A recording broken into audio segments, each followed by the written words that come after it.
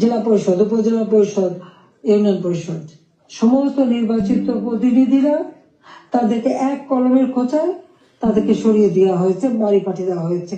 কেন? স্থানীয় সরকার নির্বাচন, তারা তো জেলা পরিষদ, উপজেলা পরিষদ, ঘূর্ণিঝড় গেল, সমস্ত নির্বাচন গেল, প্রতিনিধিরা কেউ তো তাদেরকে এক কলমের খোঁচায় এই তাদেরকে সরিয়ে দেওয়া হয়েছে, বাড়ি পাঠিয়ে দেওয়া হয়েছে। তাদের পাশে কেন? স্থানীয় সরকার নির্বাচন, তারা তো জেলা পরিষদ, উপজেলা পরিষদ, ঘূর্ণিঝড় গেল, সমস্ত নির্বাচন গেল, সাহায্য করেছে। আজকে এক কলমের খোঁচায় এই তাদেরকে সরিয়ে দেওয়া হয়েছে, বাড়ি পাঠিয়ে দেওয়া হয়েছে। তাদের পাশে কেন? স্থানীয় সরকার নির্বাচন, তারা তো জেলা পরিষদ, উপজেলা পরিষদ, জনগণের প্রতিনিধিদের সেই বিদায় দেওয়া, এটা জনগণকে অপমান করা, ভোটারকে অপমান করা। কাজে তাদেরকে আবার স্বস্থানে স্থান করে দিতে হবে। সরকারি কর্মকর্তা কর্মচারী তাদের উপর হয়রানি বন্ধ করতে হবে, গ্রেপ্তার বন্ধ করতে হবে, মামলা থেকে তাদের রেহাই দিতে হবে, চাকরিচ্যুতি করা হলে, বহিষ্কৃতি করা হলে তাদের পুনরায় কাজের ব্যবস্থা করতে হবে। আওয়ামী লীগ সহ সমস্ত রাজনৈতিক নেতা কর্মী, ব্যবসায়ী, সাংবাদিক, সাংস্কৃতিক কর্মী, পেশাজীবী, শিক্ষক যাদেরকে গ্রেপ্তার করা হয়েছে, মিথ্যা মামলা দেওয়া হয়েছে, সকল মিথ্যা মামলা প্রত্যাহার করতে হবে এবং সকল বন্দীদের মুক্তি দিতে হবে। সেই সাথে সাথে দায় মুক্তি দেওয়া হয়েছে। 15 জুলাইয়ের পর থেকে যারা অপরাধ করেছে তাদেরকে দায় মুক্তি দিয়েছে। এই দায় মুক্তি দিয়ে কিন্তু একটা কাজ করেছে। দায় মুক্তি দেওয়ার অর্থ মানে কি? তার মানে এরা অপরাধী। 15 জুলাই থেকে যে হত্যাকাণ্ড, ছাত্র হত্যা মিছিলে, পুলিশ হত্যা, রাজনৈতিক নেতাকর্মী হত্যা, সাংবাদিক হত্যা, সাংস্কৃতিক কর্মী হত্যা, যতগুলি হত্যাকাণ্ড ঘটেছে, সেই হত্যাকাণ্ডগুলি এবং যতগুলি অগ্নিসংযোগ হয়েছে, সেগুলি যারা সংগঠিত করেছে পূর্ণ তদন্ত করে তাদের বিচার করতে হবে। আর এই মিথ্যা মামলাগুলি যাদের বিরুদ্ধে দেওয়া হয়েছে সব মামলা প্রত্যাহার করতে হবে। 15 জুলাই থেকে 8 আগস্ট পর্যন্ত যাদের দায় মুক্তি দেওয়া হয়েছে, এই দায় মুক্তি দেওয়ার কোনো অধিকার নেই, তাদের বিচার করতে হবে। কারণ দায় মুক্তি দিয়ে আমাদের মাস্টার মাইন্ড খুনি ইউনূস সাহেব এটাই প্রমাণ করেছে যে এরা সব অপরাধী, এই সমস্ত অপরাধ তারা করেছে। একই সাথে মিছিল করেছে, ক্লোজ রেঞ্জে গুলি করা হয়েছে, মানুষ মারা হয়েছে। আবু সাঈদের হত্যাকাণ্ড, মুগ্ধর হত্যাকাণ্ড, সব হত্যাকাণ্ডের জন্য কিন্তু এই মাস্টার মাইন্ডরাই দায়ী। কারণ তারাই এই হত্যাকাণ্ড ঘটিয়েছিল, কারণ লাশ ফেলেও সরকার পড়ে যাবে। হ্যাঁ, আমি যদি আরো শক্তি প্রয়োগ করতাম, অনেক লাশ পড়তো, আমি সরে আসতাম না। কিন্তু আমি তো লাশের উপরে লাশ ফেলতে চাইনি। আমি তো চাইনি মানুষ আরো জীবন দিক, কারণ আমি তো স্পষ্ট দেখতে পাচ্ছি যে পরিকল্পিতভাবে হত্যা হচ্ছে। পুলিশকে খামাখা দোষারোপ দিচ্ছে, পুলিশকে তো রাবার বুলেট ব্যবহার করেছে এবং যখন পুলিশকে মেরে ঝুলানো হয়েছে তখন তারা তাদের জীবন বাঁচাতে চেষ্টা করেছে। এটা কিন্তু একটা ইউনিভার্সাল সিস্টেম, এটা বিশ্বব্যাপী আছে, তাদেরও আত্মরক্ষার সুযোগ আছে। কিন্তু যারা এইভাবে পিটিয়ে পিটিয়ে হত্যা করলো, যারা আগুন জ্বালিয়ে দিয়ে পুড়িয়ে হত্যা করলো, তাদের বিচার কেন হবে না?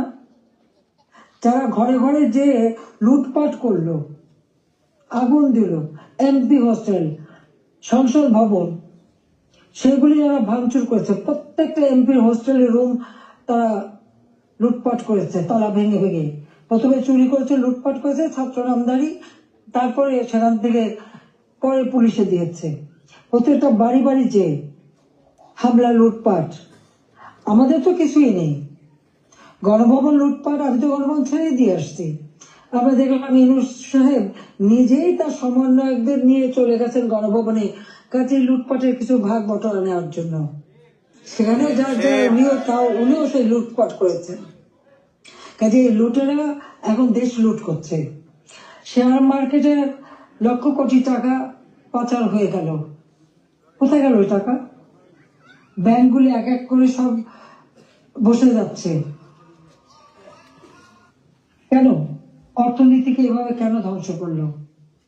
যেখানে মাথা পিছু আয় আমরা বাড়িয়েছিলাম, আমরা আজকে আন্তর্জাতিকভাবে স্বীকৃত যে বাংলাদেশ উন্নত হচ্ছে, 35তম অর্থনীতির দেশ আমাদের লক্ষ্য ছিল। আমরা প্রকৃতপক্ষে 25তম আমরা করে ফেলেছিলাম। আমরা আরো উন্নত করতাম। 26 সালের মধ্যে বাংলাদেশ আরো এগিয়ে যেত। 41 সালের মধ্যে বাংলাদেশকে আমরা একটা আধুনিক স্মার্ট বাংলাদেশ গড়ে তুলব, সেই লক্ষ্য নিয়ে আমরা কাজ করছিলাম। কেন বাংলাদেশের অগ্রযাত্রা ব্যাহত করা হলো, সেই জবাব এই খুনি ইউনূস, ফ্যাসিবাদ, স্বৈরাচার তাকে দিতে হবে। সেই জবাব তাকে দিতে হবে, তার ওই মাস্টার মাইন্ড এবং তার সমন্বয়কদের দিতে হবে, তার উপদেষ্টাদের দিতে হবে।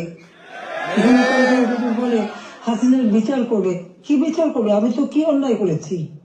গরিব পেটে ভাত দিয়েছি, এটা অন্যায়? দারিদ্র মুক্ত করেছি, এটা অন্যায়? জনগণকে কথা বলার সুযোগ দিয়েছি, ভোটের অধিকার ফিরিয়ে দিয়েছি, হত্যাকুশ ষড়যন্ত্র রাজনীতি বন্ধ করেছি, এইগুলি আমার অন্যায়? আমার হাত দিয়ে তো কোনো খুন হয়নি। আমি তো মানুষের জীবন নিতে আসিনি, আমি মানুষের জীবন দিয়েছি, জীবন উন্নত করেছি।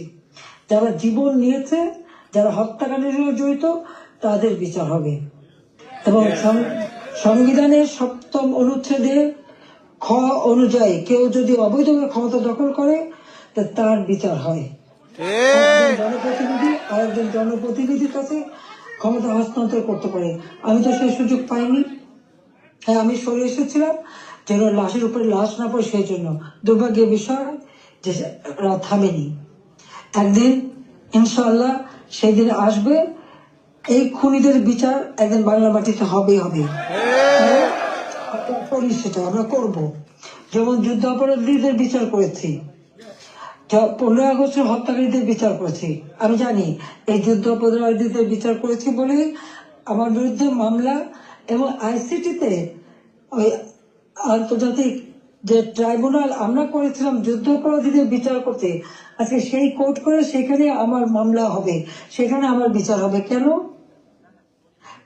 সেই সময় যুদ্ধ অপরাধীদের যে ডিফেন্সে ছিল তাকেই করেছে চিফ প্রসিকিউটর এই আইসিটির।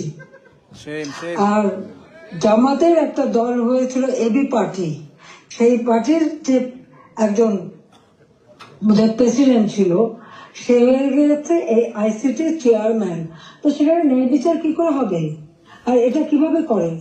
এটাও তো একটা বিচারের একটা নর্মস, তাতে পড়ে না। কিন্তু গায়ের জোরে সব করবে তারা, কারণ তাদের হাতে অস্ত্র আছে, লাঠি আছে, পেট্রোল বাহিনী আছে, সন্ত্রাস বাহিনী আছে। সেটা দিয়ে তারা এই বিচার করতে চায়, এটাই তারা করবে, এটাই তাদের লক্ষ্য। যাক, আমি অনেক সময় নিলাম, আপনারা ধৈর্য ধরে আমার বক্তব্য শুনেছেন, আমি আপনাদেরকে আন্তরিক ধন্যবাদ জানাই।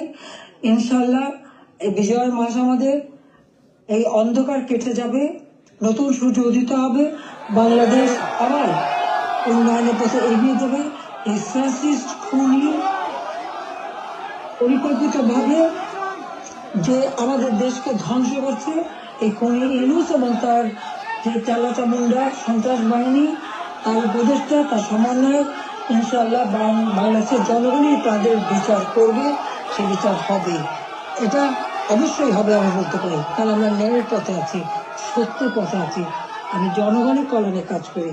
জনগণের ভাগ্য পরিবর্তন করেছিলাম, সেটা নষ্ট করেছে। ইনশাআল্লাহ আবার এদেশের মানুষ জেগে উঠবে, আবার বাংলাদেশের মানুষ বিশ্বব্যাপী মর্যাদা পাবে, সম্মান পাবে।